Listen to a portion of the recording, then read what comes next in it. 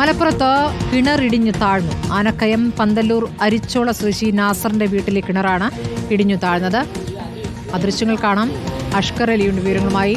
അഷ്കർ, ഈ കിണറിടിഞ്ഞു താഴ്ന്ന പ്രതിഭാസം പലയിടത്തായി കാണുന്നു. ഇത് എപ്പോഴാണ് ഇവിടെ സംഭവിച്ചത്? എന്താണ് പറയുന്നത് വീട്ടുകാർ? സ്മൃതി, ഇന്ന് പുലർച്ചെയോടെയാണ് ഇത്തരത്തിൽ ഒരു കിണർ ഇടിഞ്ഞു താഴുന്ന ഒരു സാഹചര്യം ഉണ്ടായത്. വലിയ ശബ്ദം കേട്ടാണ് വീട്ടുകാർക്ക് അത് കാണുന്നത്.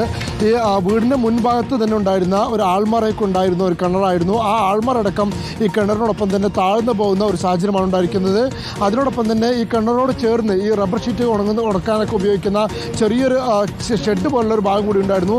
അതിൻ്റെ ഒരു ഭാഗവും ഇതിനോടൊപ്പം തന്നെ ഇടിഞ്ഞു ചേർന്ന് കിണറ്റിലേക്ക് താഴ്ന്ന ഒരു സാഹചര്യമാണ് ഉണ്ടായിരിക്കുന്നത്. വീടിൻ്റെ മുറ്റത്തെ മതിലിനോട് ചേർന്നാണ് കിണർ നിൽക്കുന്നത്. സ്വാഭാവികമായും മതിലടക്കം ഇപ്പോൾ ഇടിഞ്ഞു വീഴുമോ എന്നുള്ള ഒരു ആശങ്കയിലാണ് നിലനിൽക്കുന്നത്. അതുകൊണ്ട് തന്നെ വലിയ പരിഭ്രാന്തിയിലേക്ക് വീട്ടുകാർ എത്തുന്ന ഒരു സാഹചര്യമുണ്ടായി. ഇത് മലപ്പുറം ജില്ലയിലെ ആനക്കയം പഞ്ചായത്തിലെ പന്തല്ലൂരിനടുത്തുള്ള അരിച്ചോള സ്വദേശിയായിട്ടുള്ള OP നാസറിൻ്റെ വീട്ടിലാണ് കിണറാണ് ഇന്നിപ്പോൾ പുലർച്ചയോടെ ഇടിഞ്ഞു താഴ്ന്ന സാഹചര്യമുണ്ടായി. ഇന്നലെയൊക്കെ തന്നെ അവിടെ ചെറിയ തോതിൽ മഴ നിലനിൽക്കുന്ന സാഹചര്യമുണ്ടായിരുന്നു. എന്നാൽ നാട്ടുകാരും വീട്ടുകാരും ഒക്കെ തന്നെ സൂചിപ്പിക്കുന്ന പ്രധാനപ്പെട്ട കാര്യം, ഇതോട് ചേർന്ന് ഒരു 300 മീറ്റർ മാത്രം അകലത്തിലൊരു കരിങ്കൽ ഖനന കോറി പ്രവർത്തിക്കുന്നുണ്ട്. ഇതിനെതിരെ നാട്ടുകാർക്ക് വലിയ പ്രതിഷേധം സമരമൊക്കെ നടത്തിയിരുന്നു.